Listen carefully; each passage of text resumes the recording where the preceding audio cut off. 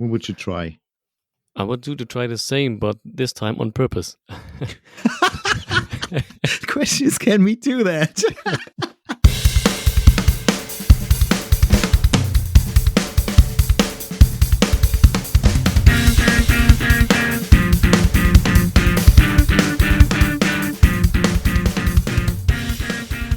Good day, and welcome to RBLE Global Tracks, which is Leipzig's very first RB Leipzig podcast in English.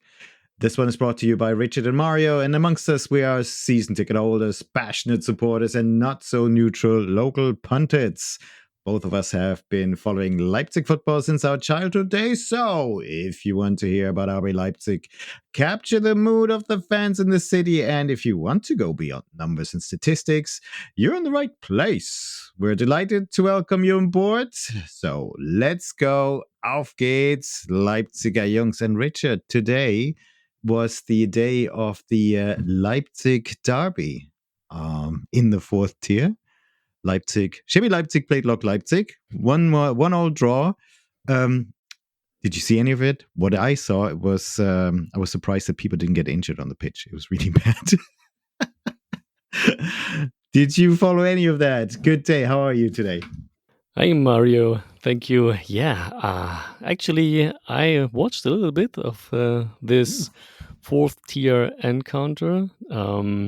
And you're absolutely right. I saw that page too, and I thought, was there a potato harvesting machine right before they would get the first whistle?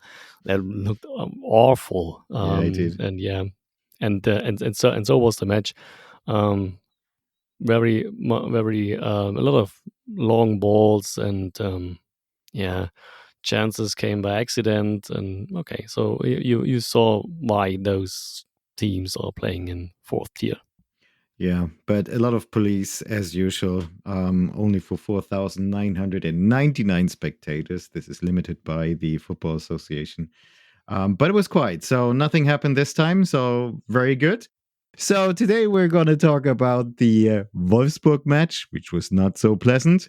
And we'll also be looking forward to our Champions League match versus Manchester City. So, Richard, first of all, same thing, same over and over again yesterday, wasn't it? 2-1, we lost. But this time we created a lot more chances, should have scored a lot more goals, and scored a goal, but conceded two. What happened, Richard? What's your key takeaway? SSDD, as you said. So I predicted that we were steamrolling them, and we actually did, but unfortunately we did not score. Minor detail, very minor detail. Minor detail, but in the end, the decisive one.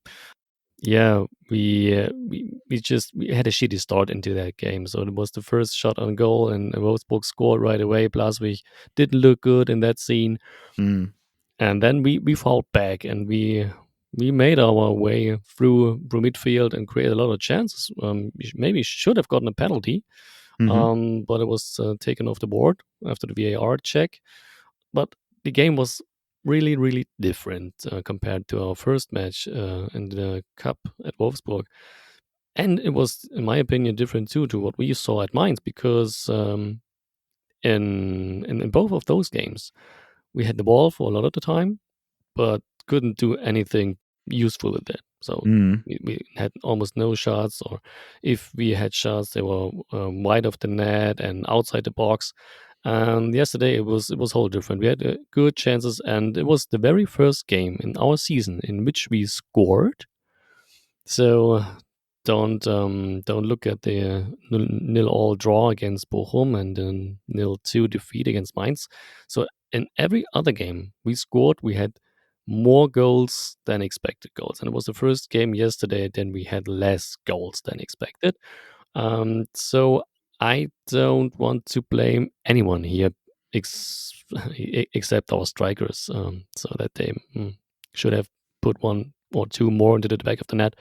But our approach was good, I think, and it was more an unlucky loss than something you have to worry about. There's something not okay in the team, or maybe talk about the coach. This is nonsense. Okay, it was just unlucky. And next week we will see a whole different result. I'm sure about that. Yeah, I think so too, especially when Heidenheim comes to town for the first time. I wonder if they're going to boycott us. But if you look at the stats and in terms of creating chances, RB Leipzig had 10 shots on goal, I believe, and Wolfsburg had 4. So that does suggest that we were a little bit more, we were asking more questions, had more targeted approach. However, Castells, I think he was extremely well yesterday as well. Unfortunately, again, um, and um, and I think your key takeaway from this is what I can hear from you is Wolfsburg was just freaking efficient, weren't they? The efficiency that we didn't show yesterday, did we? Yeah, exactly that. And the efficiency we usually showed the whole Yeah, season. I looked into the numbers and I remember our first home game against Stuttgart where we had 1.6 x goals and scored 5 times. that was a lovely game. Yesterday we had 2.7 or something x goals and scored only one. So yeah. You're right. You're right. It was what was striking for me was that Coach Marco Rose didn't really know what to expect from the Wolfsburg team, but it seemed like that Kovac, the manager of Wolfsburg, he had changed formation or personnel quite frequently, and maybe the first 20 minutes that's what they needed to kind of suss out the opposition because those weren't really good from our side. Um, and it goes back to what you said in our last episode. You know, you don't know what to expect, and what he pulls out the bag, Kovac, with Wolfsburg, and evidently this seemed to be the case yesterday. But yeah, unfortunate loss at Wolfsburg. We did try; they did try. Better luck next time, hopefully. You know, we're looking forward to Heidenheim, concentrate on Heidenheim. But before we do, gosh, we have this little trip to the Royal Island, to the Royal Kingdom, to England, to Manchester, though, to face CITEH, the noisy neighbors. They're going to be noisier than in Leipzig. Richard, what can we expect? What do you think is going to happen next week? This is going to be interesting. I'm really looking forward to that because if you look at the bigger picture here and the constellation that we have in our group, so City won the first 4 encounters and are on top of the table with 12 points. We're in the second place and with 9 points. Everyone knows that. And so we are both already qualified for the knockout stage. So there is a tiny, tiny, tiny, tiny, 10 times tiny chance that we go through and in first place. So we would have to win at Manchester in any margin and then win again against Bern in our week 6 encounter. And if we would win with 1 or 2 goal differential, um, Manchester would have to at least play a draw in Belgrade, so we could go through in the first place. But so this very very likely not going to happen. So I agree. I don't see this happening either, to be honest. I don't know. I always get flashback to this blonde guy from Norway who always seems to score. Doesn't matter which team he's playing against us. He seems to score all the time. And those 5-1s last time, I'm so glad Pep took him off the pitch in the second half because he would have scored 3 or 4 more. So, on the other hand, you know, we have experienced that. So, if that was to happen again, it's not going to derail us. It's not going to derail us for the rest of the season. We are already in the knockout stages, like you said. So, what are we going to do with this match? if I'm a coach, this is I would try something. This because it's a very special situation. It's a competitive match where you literally have nothing to lose, as I explained that. So I would try to simulate our second leg knockout stage game in early March 2024. So, Hmm. look, we are very likely going to face either Arsenal or Real Madrid, Atletico, Barca, Inter, and out of this Dortmund group, it's everything is possible: PSG, Milan, or Newcastle. So Bloody hell. all really really good clubs that can handle the ball extremely well, and I would simulate a lucky win in the first leg, and so we now just have to make sure that we don't lose in the final 90 minutes. So I would send out 3 defensive backs and Hendricks and Raum. next to them with a more defensive approach than usually, and see if that works out for us. So it sounds a bit as if you try to use this game as some sort of simulation. How would that look? What would that look like on the pitch? I do remember in Leipzig, especially in the first half, Manchester City just pressed us in our own half. They kept the ball. We had no chance of getting that ball. And at some point, it's just pure class. And then they scored the goal. However, beginning of the second half, beautiful counter from our side, which led to the equalizer. So what would you do here with this match at Manchester? What would you try? I would to try the same, but this time on purpose. The question is, can we do that? Yeah, no. You tell me it was not on purpose? No, it Bloody wasn't. hell. No, it wasn't. No, it wasn't. So we came No, out in our 4-4-2, as far as I remember. So we were at that game, and I didn't had the impression that it was in the Marco Rose's mind to get pushed that way deep in our own yeah. territory by Man City.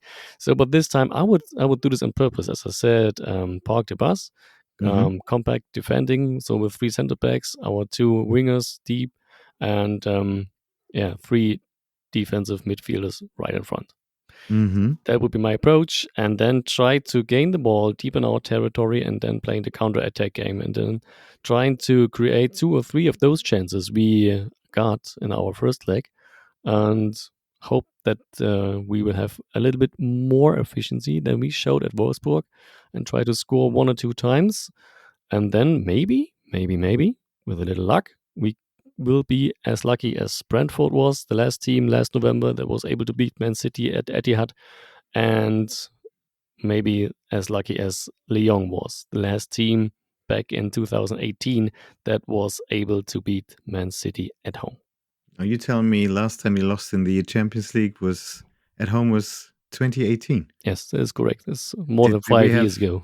Jesus? Was that in color or black and white? Seems such a long time ago. It wasn't Technicolor and stereo. Oh my God! So that's a long time. But hey, Brentford, they beat them in November. So maybe this is the month to do it. You never know. You never know. But to be quite fair, having said that, bearing in mind when we look back at our first leg of this encounter, I don't really see that. I just hope we are able to learn something from this, to take away something from this, like you just mentioned. But why are we not trying this in the Bundesliga? Because at the moment, we seem to be struggling with teams who park the bus, i.e., Bochum or Mainz. And Mainz did it to us. Beautiful counterattack, and they scored twice and won the game. I'm not really sure if this is within our DNA that we can do it, or maybe are you telling me we it is in our DNA, or we're forced to do it versus teams who are just so much more superior? I think this second thing you mentioned, that is the case, because those potential opponents we will face in the knockout stage are just more classy than we are. I agree. This is the inconvenient truth. Truth. Oh my God. Yeah. And in the Bundesliga, is usually the other way around. So Strange, isn't it? yeah, it is. And so we cannot simulate that in the Bundesliga. And on top of that, if we face Leverkusen or Bayern in the Bundesliga, we can go with that approach either because we have something to lose. So, True. and this is the very, very special instance this time, that there's literally nothing to lose besides some money, so that you get from the UEFA for a Champions League winner or draw. Okay, but this might be well invested if you take some notes or maybe knowledge out of this game that will help us maybe to reach a quarterfinal. Do you think this is going to be enough practice? I mean, it's only one match, and if when we play in the last 16, that's going to be February, March, long time. We very likely only get this chance. Maybe we can do this again in February against Bayern Munich. So we play them on February 24th, which is 2 weeks before the second leg matches will be held. So maybe, yeah, we got only these 2 games to go for this approach. But yeah, we will see what Marco thinks about it. Okay, but I think I'm joining you in looking forward to this match, although it's also a little bit fearful in that sense. But on the other hand, hey, we've got thrashed 7-0 last time. How can it get worse? I mean, even 8, 9, 10. Okay. I mean, yeah, it's as long as it's not going to derail us in our efforts trying to get back into the top 4 and beating Heidenheim on next Saturday. And it's going to be a beautiful setting. Joshko's there again. Wrong shirt, Joshko, but hey. Hopefully it's going to be tighter, it's closer, and hopefully, they're going to use that as a big learning curve, something we can use later in spring next year. So, what's your prediction in terms of starting 11? Liebe Fußballfans, wir kommen jetzt zu unserer heutigen Mannschaftsaufstellung. I would start with Blaswig as our goalkeeper, Simakan Klostermann, Lukebar, center defenders, Hendricks and Raum on their sides either, and Schlager and Haidara as a defensive midfield, Xavi as our offensive motor, and then, yeah, Paulsen and Openda because Shesko seems to be out. So there are rumors that he has some back pains or something. And Timo Werner won't be very likely be able to play as well. Which is a strange move, strange case, but maybe some discussion for a different time. Okay, so what do you predict in terms of scoreline? I'm the optimistic guy, and I say, come on. We will go for a 1-0, a very lucky 1-0 win. It's November, It's that November time again, folks. Come on. I don't know. If I be optimistic, I'm gonna go for a 2-2 draw because that blonde guy is gonna score once at least. Hopefully Yoshko doesn't appear in our box and puts in a header. Don't do it, Yoshko.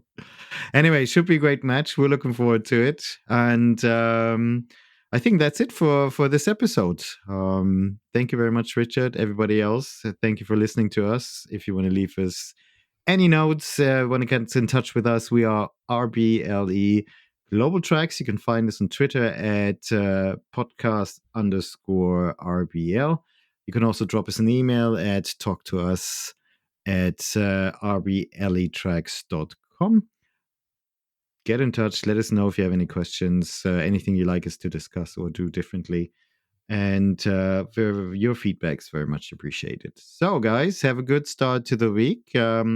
Richard, you enjoy 7 hours of commercial-free football. And let Scott Hansen do the talking, okay?